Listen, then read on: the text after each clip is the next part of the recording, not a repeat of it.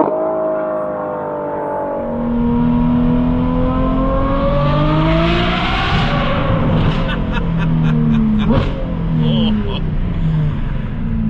man, I am genuinely going to miss that sound. Probably the top 3 best sounding cars in the world, at least in this price range. And yes, today's video, ladies and gentlemen, I don't want it to be a sad one, you know what I mean? But it is kind of sad, because 2 years, well, in a month from now, it's 2 years since I picked up my first supercar, my dream supercar, the Ferrari F12. It has found a new home in the great state of Texas, and I told the new owner that I had to take it out for one last drive and make one last video with the car, because of course, I mean, we got to give it a farewell. It's been on the channel for, like I said, 2 years now, and I've put almost 9,000 miles on this car, and I've thoroughly enjoyed every single one of them with a huge smile on my face every time. I mean, how can you not in a car like this? So I want to keep this video somewhat short. Many of you have seen my previous upload, not the last one, but the one before that, where I was talking about my tax income issues, where my 2019 tax return is yet to be finished. I now have a new accountant that's working on it, and the initial plan was to trade this car in for something else, but the bank said no, because I don't have my 2019 tax return completed yet. But to fast forward, that is now in the works. That'll be taken care of, and I didn't think I was gonna sell this car privately, but a gentleman reached out to me and he said that he was really interested in buying the car, and again, long story short, we agreed on a deal, and I'm selling it. It's gonna be picked up here in the coming days and go into Texas. Now, many of you remember delivery day almost 2 years ago. Come on out, baby, come on out. Put that damn lip down. Man, she's gorgeous. Look at her. Oh my God. One of the happiest days of my life when I picked this car up, and I'm still to this day scratching my head that I'm even been able to own this car for 2 years. I'm just like a normal dude from Sweden that now lives in the United States, and you guys know the story already. My YouTube channel grew, and I'm able to do this for a living. It's just bananas. It's crazy. Very fortunate, very blessed, very happy that I've been able to experience this car for this long. But you also, again, know what I do for a living. It's time for a change.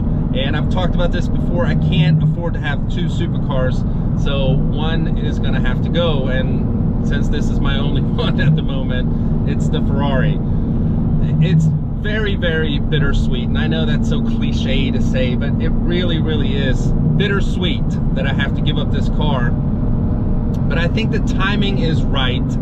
But so yeah, I've thoroughly enjoyed it. We took it out to Car Week in California, drove it through the canyons, drove up to Monterey and Carmel. My wife and I, we got to experience it. And this car is the full package in supercar world, because it's a GT car. It's got a V12, it's straight pipe, one of the best sounding cars in the world. It's got 800 horsepower. It's a Ferrari. It's got luggage space. It's got a cup holder. Like, those things are rare in supercar. Maybe not the power numbers, but having luggage space and a cup holder and an NA V12, that is pretty rare. So my dilemma for the longest time, even like right after I bought this car, I was kind of like, what can ever replace this car within the same price range, I would have to say. I mean, if money is not a factor at all, of course you can find something more awesome than this car. But in the price range, what can replace a car like this? Like, what car do I get after this? Now, an obvious answer would be like an A12, which is the successor to the F12. Now, despite the price of an A12, which is like around $360 used, it's too much money for me. I don't think an A12 looks as good as an F12. That's just my personal opinion. A lot of people might feel differently or whatever. And it's really a newer and more refreshed version of this car. And does it really justify paying like over $100,000 more? I don't know. Now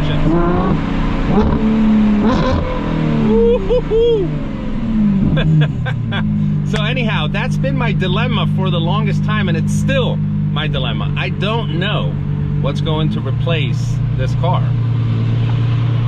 It's not going to be an 812, I know that much. I want to get something that is around the same price range as this, because with what I do for a living and having this car now for 2 years and the ad revenue that it has generated, yes, the car has basically paid for itself, but it hasn't really made me all this money. Like a lot of the other cars that I've owned, there's a significant profit in ad revenue versus what they cost and so on, especially the hoopties. So what makes sense financially for me as well, and the size of my channel and the type of videos that I make and so on, it's going to be something different. It's not going to be another F12. You know, I had my eyes on this gorgeous Audi R8, and I know a lot of people was like, how the hell can you downgrade from Ferrari to an Audi?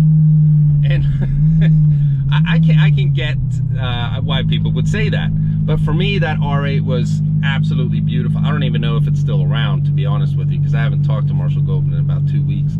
But that was the car that I was initially trying to trade this in on. I don't know if that's gonna happen. I've had an itch for an all-wheel drive supercar, so either an R8 or a Huracan. Some might say an Aventador, but I don't want an Aventador. So I have a tendency of getting off track and start talking about something that we shouldn't be talking about. The topic of what will be replacing this car is for future videos. So today we're just going to focus on the actual F12, and like I said, this was my first supercar. You guys know if you follow the channel. Just look at this thing. It is absolutely gorgeous, and it does hurt my heart a little bit that it's going to be gone. I was lucky enough that the original owner checked pretty much every box when he ordered the car. It is pretty much fully loaded. It's got every carbon fiber option, even the engine bay. We did add this carbon fiber spoiler in the same weave as the Ferrari carbon fiber, so that is an aftermarket part. It's got the passenger display, obviously the lift, it's got the 360 camera, all the good stuff that you would want in an F12. We did lower it on Novitec springs. We put aftermarket wheels on there. We got the amazing exhaust from FI. Obviously a tune as well, so it's pushing around 800 horsepower. It is such an amazing experience to drive a naturally aspirated V12 from Ferrari. And what better way to celebrate Italian V12 with the last tunnel run? Let's go! Woohoo! I mean, I'm telling you, it's absolutely unbeatable. Videos do not do justice with the audio from the engine paired to a proper exhaust in a Ferrari F12.